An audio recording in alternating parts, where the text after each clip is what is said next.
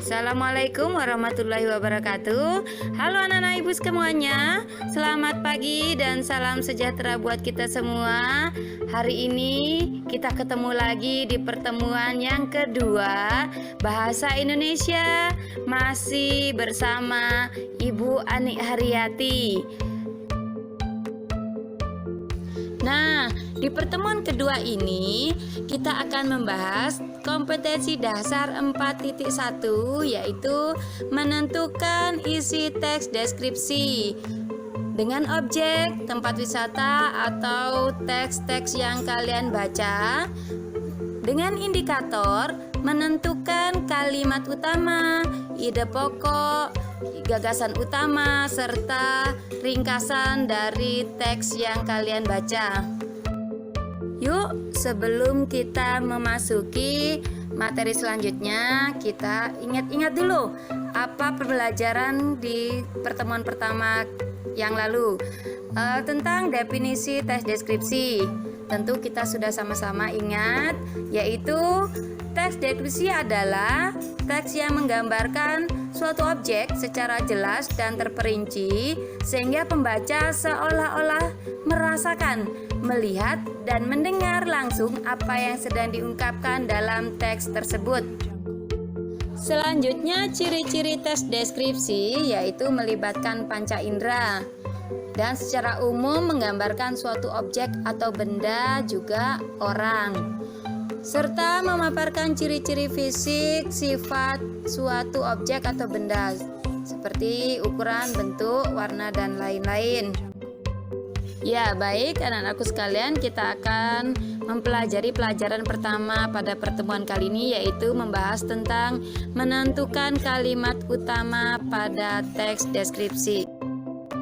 Definisi kalimat utama adalah kalimat yang berisi pokok pikiran utama atau ide pokok pikiran utama dan menjadi dasar untuk mengembangkan paragraf. Kalimat utama ini biasanya bersifat umum dan memuat keseluruhan isi suatu paragraf. Ada 3 macam letak kalimat utama pada paragraf. Yang pertama, dedukatif, kalimatnya berada di awal paragraf.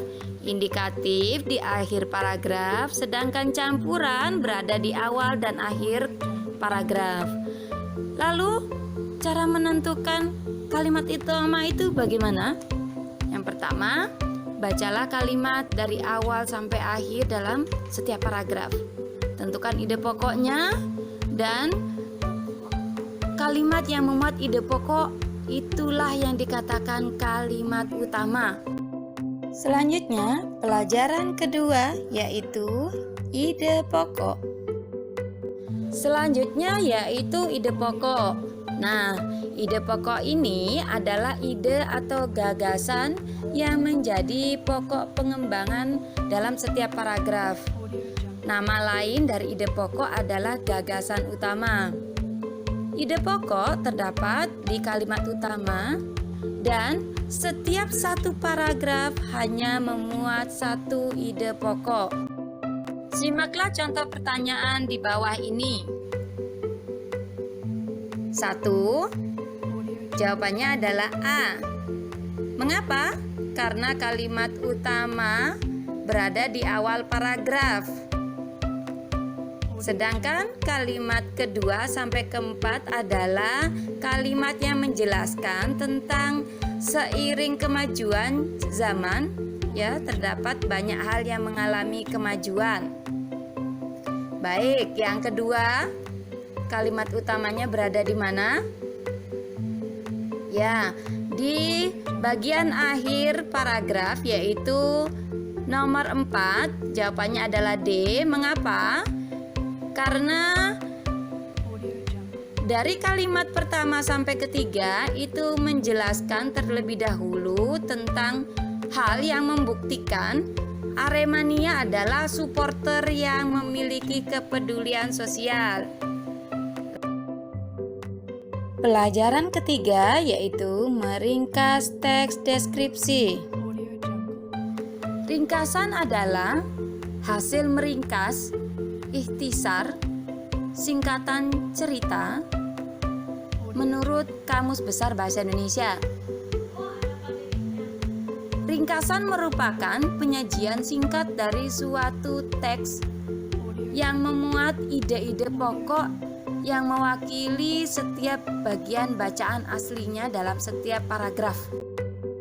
Lalu apa langkah-langkah kita meringkas teks deskripsi?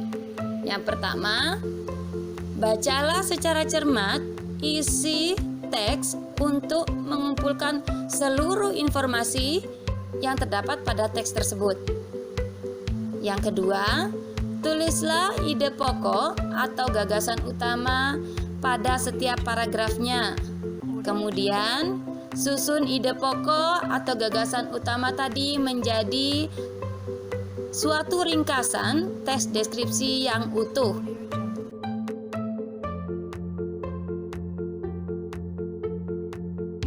Teks berikut menjelaskan tentang batuk yang terjadi karena polusi udara, asap pabrik, rokok, bau-bauan, gas, kekurangan udara melalui saluran pernapasan yang terinfeksi oleh kuman-kuman tertentu.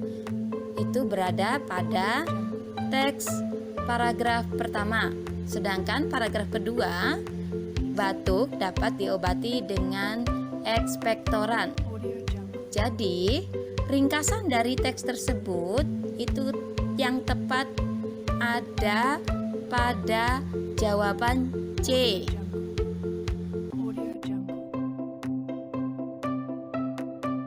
Alhamdulillah, hari ini kita telah belajar kompetensi dasar 4.1, yaitu menentukan isi teks deskripsi. Di antaranya adalah kalimat utama, ide pokok, dan cara meringkas teks deskripsi. Selanjutnya, kalian akan mengerjakan soal latihan yang akan Ibu bagikan di Google Classroom masing-masing, sama seperti pada pertemuan pertama minggu lalu. Selamat belajar dan tetap semangat. Assalamualaikum warahmatullahi wabarakatuh.